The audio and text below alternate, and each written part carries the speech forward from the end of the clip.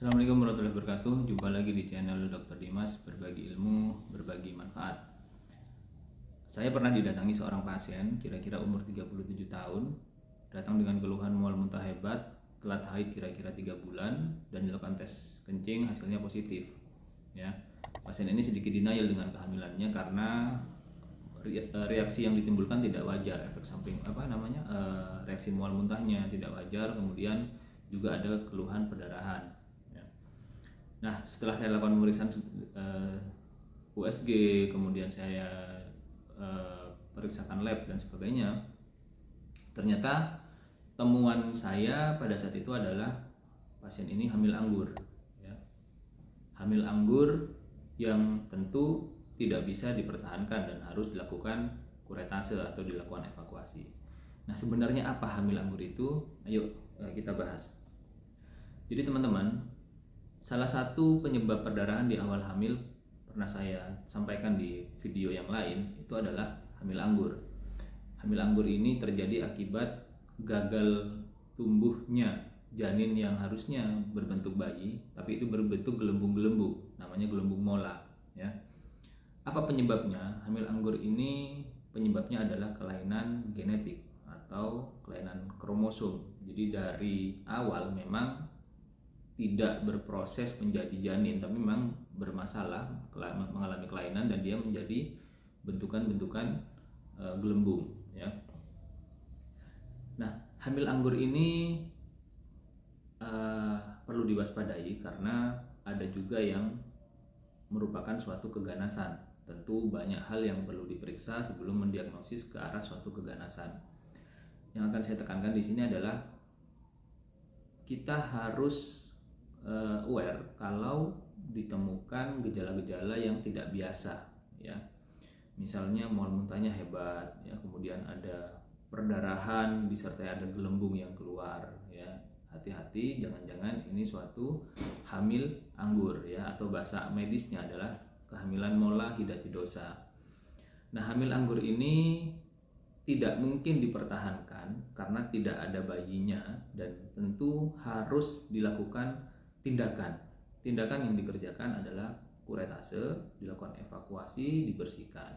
Kemudian tidak lupa yang penting juga adalah dilakukan pemeriksaan hormon, ya, pemeriksaan hormon untuk memastikan ini arahnya jinak atau ganas. Dan pemeriksaan hormon ini sifatnya berkala, jadi tidak hanya satu kali, namun bisa beberapa kali untuk memastikan apakah ada penurunan setelah dilakukan tindakan, ya.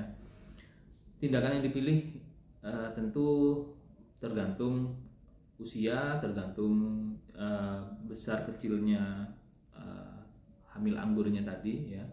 Dan biasanya kebanyakan yang dipilih adalah kuret. Kuret itu dikerok begitu, ya, dikeluarkan, dibersihkan rahimnya, kemudian dilakukan evaluasi hormon secara berkala, ya. Hormonnya namanya hormon HCG.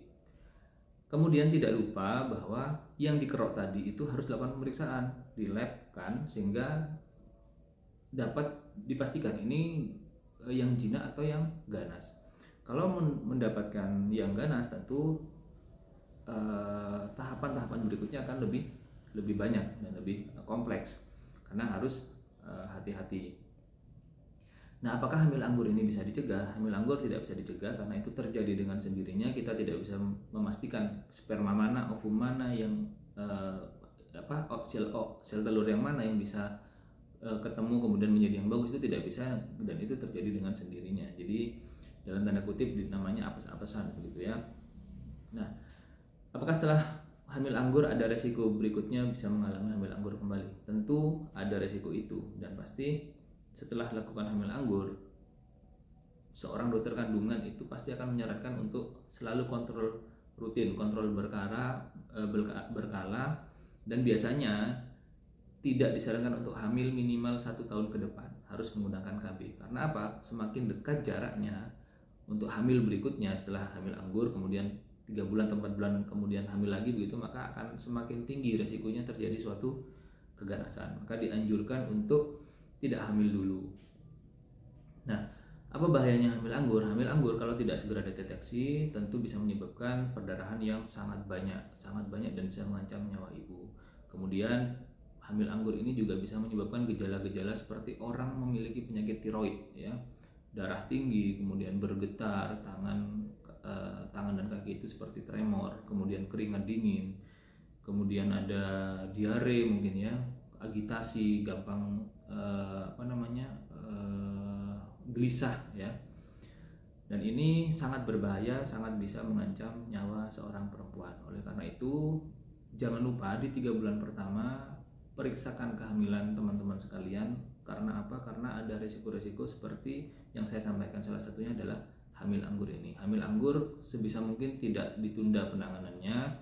Bila dokter kandungan sudah mengatakan ini hamil anggur, ini harus dikurek, maka segera jadwalkan sesuai yang dianjurkan.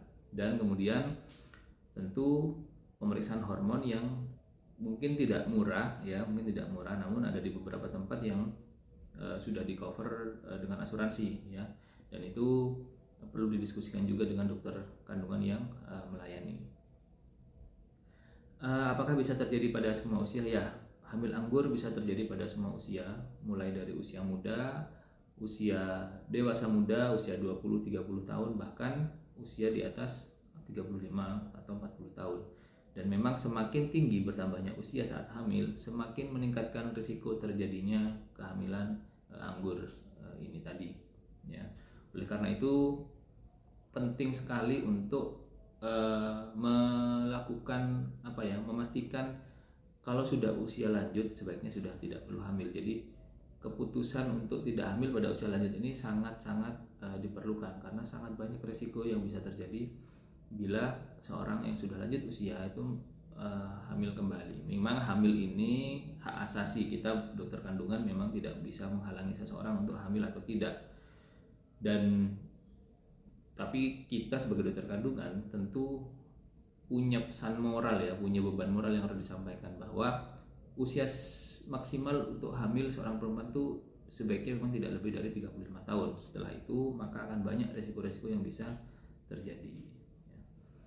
Baik, saya rasa itu dulu tentang hamil anggur. Semoga bermanfaat. Terima kasih sudah menyimak. Assalamualaikum warahmatullahi wabarakatuh.